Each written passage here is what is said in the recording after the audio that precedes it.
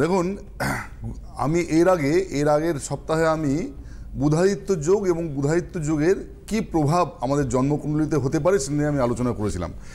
আজকে আমি প্রত্যেকটা, আমার কাছে বহু ফোন এসছে, মানে আমার কাছে বলতে আমাদের হেল্পলাইন নাম্বারে, যে স্যারকে একটু যোগগুলো একটু বিস্তারিত আলোচনা করলে খুব ভালো হয়, স্যার যদি একটু আলোচনা করেন তো আমাদের খুব মনোগ্রাহী হবে সেটা।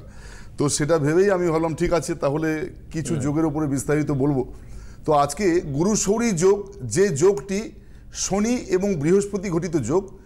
আপনারা সকলেই জানেন শনি হচ্ছে এমন একটা গ্রহ, যে গ্রহটা আমাদের জন্ম কুণ্ডলীর মধ্যে হোরাতে দুটি যোগ তৈরি করে। একটা হচ্ছে ঢাইয়া, আরেকটা হচ্ছে সাড়ে সাতি। ঢাইয়া মানে 2.5 বছরের জন্য, আরেকটা হচ্ছে সাড়ে সাতি 7.5 বছরের জন্য।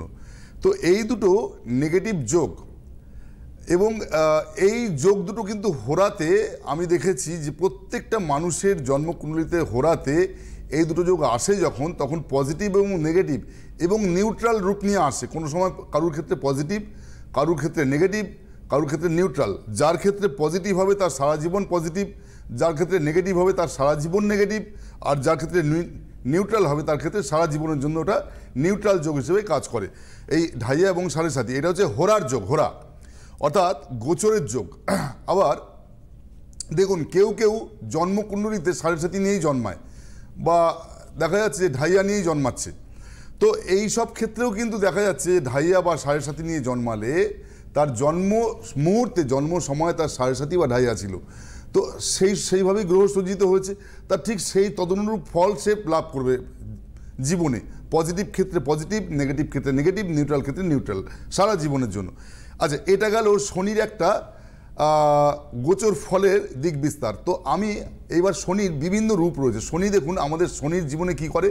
শনি হচ্ছে আমাদেরকে আত্মত্যাগ, বিভিন্ন ত্যাগের মাধ্যমে আমাদেরকে একটা পিওরিটিতে নিয়ে যায়। পিওরিটি, বিভিন্নভাবে দুঃখ, যন্ত্রণা, দুঃখ ভোগ, বিভিন্ন রকমের মানে পরিশ্রম, খাটাখাটনি, জীবনে একদম স্ট্রাগল, ভীষণ স্ট্রাগল, হ্যাঁ, বিভিন্ন শোক, তাপ, যন্ত্রণার ভেতর দিয়ে কিন্তু সে আমাদেরকে পিওরিটির দিকে নিয়ে যায়। যেমন সোনাকে যেমন খাদযুক্ত সোনাকে যেমন পোড়াতে সেটা খাঁটি সোনা হয়ে যায়, তেমনি শনিও কিন্তু আমাদের জীবনকে খাঁটি করে দেয় আস্তে আস্তে। তা শনির এটা হচ্ছে একটা চরিত্র। তো শনি, যার চার্টের মধ্যে শনি প্রভাবিত থাকে কোনো ব্যক্তির, সে ভীষণ পরিশ্রম করতে ভালোবাসে, অন্যকে সেবা করতে ভালোবাসে, অন্যের বিপদে সে ঝাঁপিয়ে পড়ে, সে জীবনে কোনো কাজে পিছপা হয় না। শনি যদি কারুর পজিটিভলি অ্যাক্ট করে, জীবনে পজিটিভ থাকে। এবার কি হচ্ছে দেখুন, শনির এই চরিত্র আমি একটা লাইটলি বলে, মানে হালকাভাবে বললাম, শনিকে বিস্তারিত বললাম না, এখানে সময় কম। এবং বৃহস্পতি হচ্ছে আমাদের যত শুভ গ্রহর অধিপতি গ্রহ, এবং সেটা হচ্ছে গুরু গ্রহ বৃহস্পতি। তা আপনারা এটা সকলেই জানেন। তো বৃহস্পতি হচ্ছে আমাদেরকে কি দান করে? প্রজ্ঞা, জ্ঞানের বিস্তার, আমাদের মধ্যে আত্মজ্ঞান, আমাদের মধ্যে চেতনার সমৃদ্ধি, আমাদের মধ্যে ন্যায়নীতিপরায়ণতা, আমাদের মধ্যে হিসাব, আমাদের মধ্যে ন্যায়বোধ, নীতিবোধ, ধার্মিক চিন্তাভাবনা, ধর্মের দিকে চিন্তাভাবনা। এটা হচ্ছে বৃহস্পতির কারকতা। এখন বৃহস্পতির আরও কারকতা রয়েছে। এখন এই দুটো গ্রহ, বৃহস্পতি এবং শনি, যখন একযোগে কোনো ব্যক্তির জন্মকুণ্ডলীর মধ্যে বসে, তখন কিন্তু এই দুটো একত্রিত হয়ে কি ফল দান করে? এই দুটো হচ্ছে একের অপরের সমগ্রহ। তো এই সমগ্রহ কি ফল দান করবে? সমগ্রহ যখন দেখা যাবে যে কোনো ব্যক্তি মানুষের জন্মকুণ্ডলীর মধ্যে শনি এবং বৃহস্পতি একত্রিত থাকে, সংযুক্ত থাকে কোনো হাউসের মধ্যে, তখন জানবেন সেই ব্যক্তির জীবনে সে কিন্তু প্রজ্ঞা, জ্ঞান এগুলো লাভ করে।